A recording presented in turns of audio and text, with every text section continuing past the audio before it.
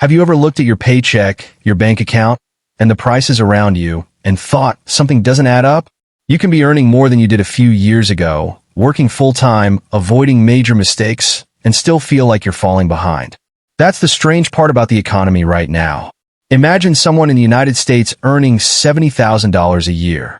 After taxes, insurance, and other deductions, maybe around $4,300 reaches their bank account each month. That sounds reasonable. But then reality starts taking its share. Rent is $1,800. A car payment and insurance cost another $700. Student loans take $350. Utilities, groceries, phone bills, and subscriptions add another $900.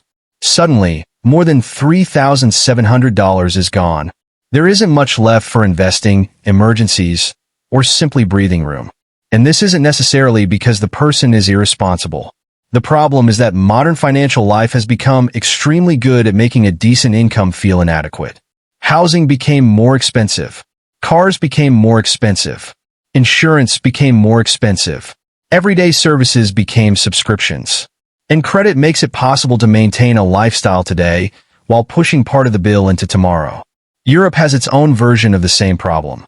A young professional might earn 3,000 euros after tax, but after rent or mortgage costs, transportation, energy, groceries, and debt payments, the amount actually available for building wealth can become surprisingly small.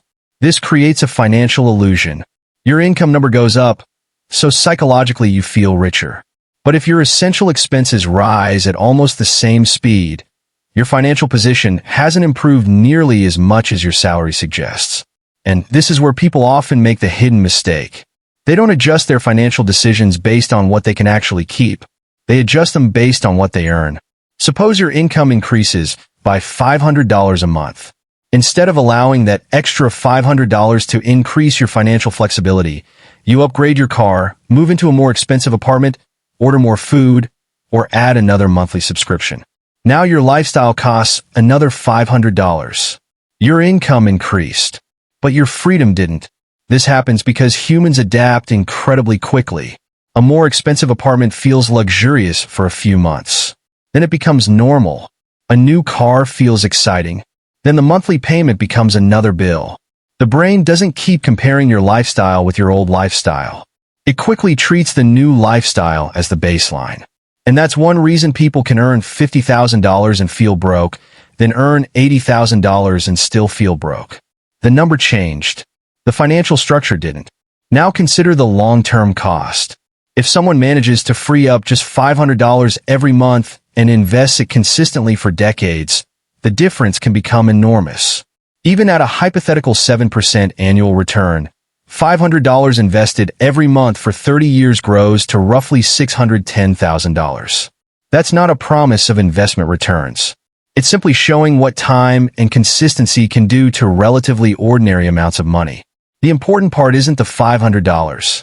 It's the decision to prevent every income increase from becoming a lifestyle increase. This is also why financially intelligent people often look different from what you might expect. They don't necessarily drive the cheapest car or live an extremely restrictive life. They simply understand the difference between looking wealthier and becoming financially stronger. When their income rises, they don't automatically increase every expense. They protect some of the difference.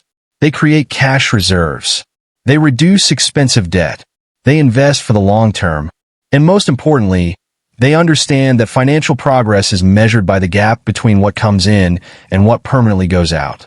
The economy may feel confusing because the old formula, earn more, spend more, and eventually you'll be better off, doesn't work as comfortably as it once seemed.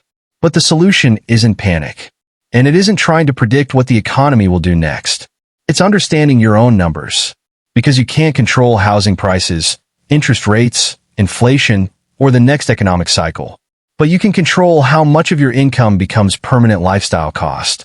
And sometimes, that's the difference between earning more money and actually becoming wealthier. If you found this perspective useful, consider subscribing for more calm and realistic finance content.